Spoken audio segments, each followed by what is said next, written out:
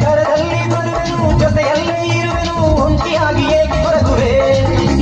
ನಿನ್ನನ್ನು ನೆಲದಲ್ಲಿ ಓಡಾಡ ಬಿಡದಲೇ ಹೆಗಲ ಮೇಲೆ ಹೊತ್ತು ತಿರುಗುವೆ.